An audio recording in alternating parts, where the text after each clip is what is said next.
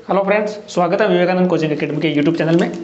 और आज हम चर्चा करेंगे रीट 2021 में क्या हो रहा है और क्या नहीं होता है, और क्या इसके अंतर्गत राजनीति हो रही है, क्या राजनीति के बाद ऐसा होना चाहिए, क्या नहीं होना चाहिए। आप लोग कमेंट करके ज़रूर हमको राय दें। दोस्तों, सबसे पहला पॉइंट, रीट जिस पे ये 2021 लगा है, ये 2021 नहीं थी, रीट थी 2020 की, लेकिन कोरोना के नाम पर इसको आगे खिसका के गए और रीट इसको कर दिया 2021।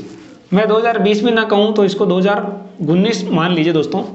और एग्ज़ाम हुआ दोस्तों अपना 2021 सितंबर, यानी कि इसको टोटली 2.5 ईयर लेट बोल सकते हैं। ठीक है, इससे पहले 2018 में हुई थी, फेब 2018 में। इसके बाद यानी फेब 2018 में हुई थी, इसके बाद आपको 2019 में एग्जाम लेना चाहिए था, बट अभी 2.5 ईयर हो चुके हैं, लेकिन रीट का कोई भी नामो निशान यहाँ पर नहीं था। तो दोस्तों, ऐसा हम कहें अगर, तो ये सरकार की बहुत ही बड़ी लापरवाही है, क्योंकि रीट एनसीटी ने बोला है कि ये पात्रता परीक्षा है और पात्रता परीक्षा एक साल में कम से कम एक बार तो होना चाहिए, जबकि केंद्र में ये 2 बार होती हैं। बट एक साल में एक बार भी अगर करवा दें तो कोई दिक्कत नहीं होगी। लेकिन राजनीति, जब चुनाव आते हैं तो परीक्षाओं की घोषणा होती है, और घोषणा के 1 साल बाद तक परीक्षाएं नहीं होती हैं, और ना रिजल्ट जो भी है। इस बार अगर रिजल्ट दिया है रीट का, तो किसी को कोई इतनी जल्दी रिजल्ट की कोई ज़रूरत नहीं थी, लेकिन सरकार ने जल्दबाजी में इसको कर दिया, क्योंकि पेपर बड़े स्तर पर आउट हुआ था। दोस्तों, सत्य कड़वा होता है, बट इसको एक्सेप्ट हमको करना होगा। रीट में बहुत बड़े पैमाने पर धांधली हुई थी। ठीक है, अगर हम बात करें तो ये टॉप पॉइंट था। तो उस टाइम पर 2019 के अंतर्गत ये 31,000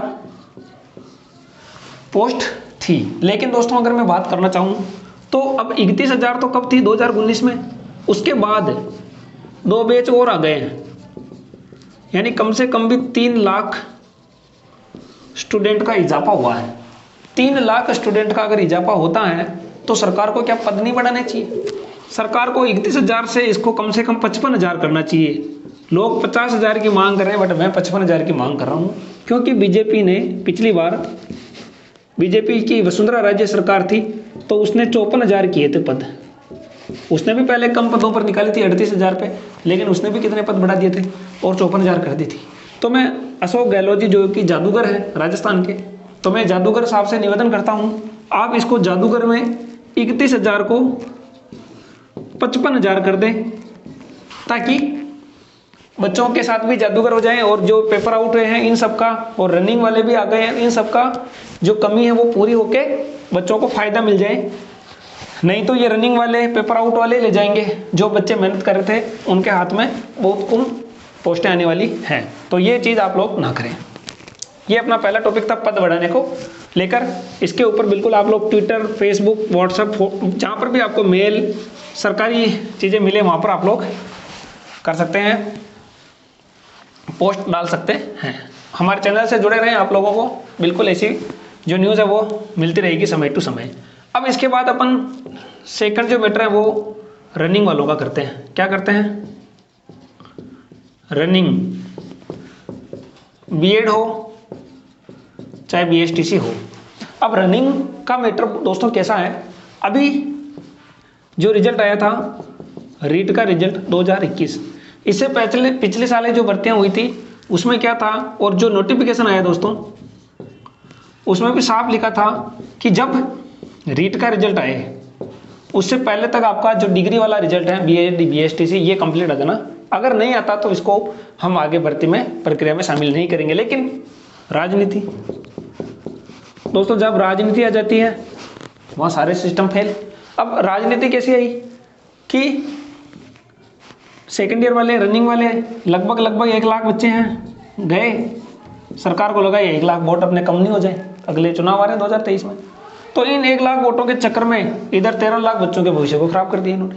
अब कट ऑफ, सेकंड लेवल वालों की कट ऑफ मान के चलो कि कम से कम 3 नंबर भी अगर कम आते तो कितने बच्चे उसमें शामिल हो जाते, बट रनिंग वालों को लेना था, रनिंग वालों के पास आगे और मौके आ रहे थे, बट क्या करें, ऐसा कुछ नहीं। रनिंग वाले आपको बुरा लग रहा है, बट पहले जो थे ना 2018 में वो भी रनिंग थे, उनका नहीं हुआ था। तो ये चीज़ें कहीं ना कहीं सही नहीं है, सरकार को इनके ऊपर सोचना चाहिए था। जब नोटिफिकेशन निकाल दिया तो फिर अगर ये रीट 2020 में हो जाती, तो अगर ये रीट भर्ती 2020 में हो जाती तो क्या रनिंग वाले थे क्या, उस वाले रनिंग वाले ये रनिंग, ये तो फर्स्ट ईयर में आए थे, ये तो कहीं रनिंग में ही नहीं थे।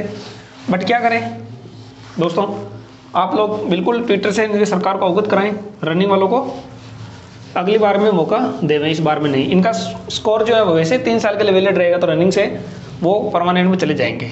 अगली बात, अगर पॉइंट की बात करें अपन, तो BSTC बीएड विवाद। ठीक है दोस्तों, BSTC बीएड विवाद के अंतर्गत दोस्तों आप लोगों को होशियार होना चाहिए। ये कोर्ट के अंदर फैसला चल रहा है। जब सरकार ने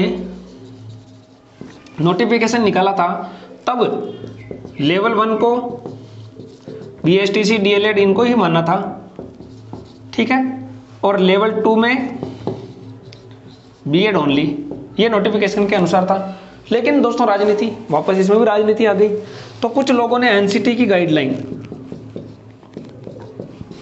जबकि NCT ने बोला था कि जिस राज्य में अगर STC या DLED के कैंडिडेट उपलब्ध नहीं है पर्याप्त मात्रा में, तो इनको लेने पर विचार कर सकते हैं। क्या करना था? विचार। लेकिन दोस्तों बेरोजगारों का हनन करने वाले कुछ नेता होते हैं जो बेरोजगारों को लेवल 1 में, बीएड वालों को लेवल 1 में शामिल कराने के नाम पर, ठीक है, इसके नाम पर इन्होंने कोर्ट में याचिका लगा दी और इस मैटर को फंसा दिया, जो कि अभी भी फंस रहा है। और इसकी 22 नवंबर को सुनवाई है। बीएड वालों के पास L2 first grade, second grade, बहुत सारे मौके आते हैं, तो कोर्ट इसके ऊपर विचार भी नहीं करेगा। और NCT के अनुसार अगर गाइडलाइंस की देखें तो 5 लाख BSTC धारी ऑलरेडी राजस्थान में है। तो बीएड वालों 0% चांस है कि आप लोगों को लेवल 1 में शामिल किया जाए। फिर भी अगर शामिल कर लेते हैं तो मेरी तरफ से आपको शुभकामनाएं। ठीक है, ये था दूसरा मैटर। अब तीसरा पॉइंट था आज की, जो अभी समीक्षा बैठक हुई थी एजुकेशन विभाग की, तो उसके अंदर अपने जो श्रीमान CM साहब हैं, उन्होंने कहा कि अगला जो एग्जाम है रीट, उसको टेट कर देंगे और एक और एग्जाम लेने के ऊपर विचार करेंगे। तो ये दोस्तों भविष्य की भविष्यवाणी थी जादूगर साहब की। लेकिन बहुत सारे वही राजनीति, फेसबुक, ट्विटर, व्हाट्सएप, इसके ऊपर आने लग गया कि इस बार से ही लेवल फर्स्ट और सेकंड का जो रीट है उसके बाद जिसके भी 60% या 55% से ऊपर बन रहे हैं, इसके बाद एक और एग्जाम होगा, जो कि ये गलत है। इस बार की भर्ती से नहीं है, अगली बार की भर्ती से है। तो दोस्तों ये कुछ महत्वपूर्ण विषय पर टॉपिक पर आज की चर्चा थी। अब इन सबका अगर निचोड़ देखें, ठीक है, अगर इन सबका निचोड़ देकर हम बात करें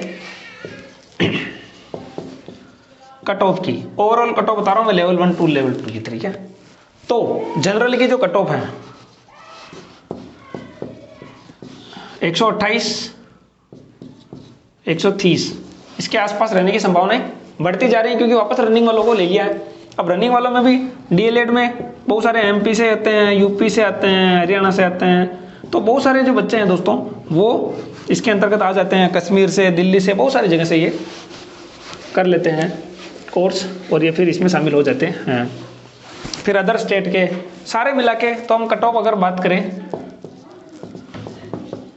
L1 की, तो L1 की 127 प्लस से नीचे नहीं आएगी जनरल की, ठीक है दोस्तों, जनरल की। और 3-4 नंबर आप लोग OBC EWS में 3-4-5 नंबर आप लोग कम मान सकते हैं।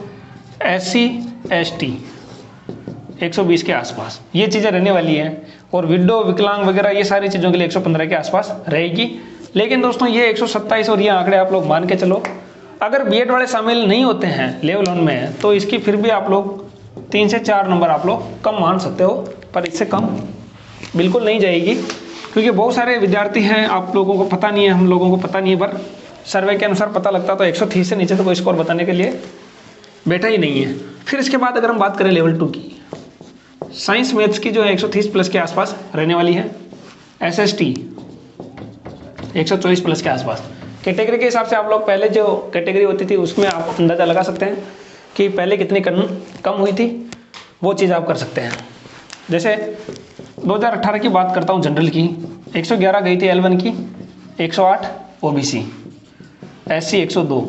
तो दोस्तों 9 नंबर का अंतर था, इसमें भी 9 नंबर कम कर लें आप लोग और अपना डिमांड लगा सकते हैं। OBC वाले 3 नंबर कम कर लें कट ऑफ से, EWS वाले 4 नंबर कम कर लें, ठीक है। तो ये कट ऑफ का मोटा मोटा अनुमान है। फिर तो जो ऑफिशियल आएगा उसी को अपन को फाइनली मानना पड़ेगा। तो दोस्तों ये सब मैटर हैं, आप लोग सरकार के जो फैसले हैं वो सब बदल जाते हैं, जो नोटिफिकेशन में था वो चीज़ फॉलो नहीं करते हैं। तो आप लोग सरकार को बिल्कुल चेताएं, धरना प्रदर्शन इनसे कुछ नहीं होने वाला है। और आप लोग सरकार के पास जाएं और सरकार को अवगत करवाएं, या जो प्रत्येक जिला में जिला कलेक्टर साहब बैठते हैं उनको ज्ञापन दें, तो आप लोगों की बात सरकार के पास पहुंच सकती है। दोस्तों मिलते हैं अगले वीडियो में, तब तक के लिए जय हिंद जय भारत।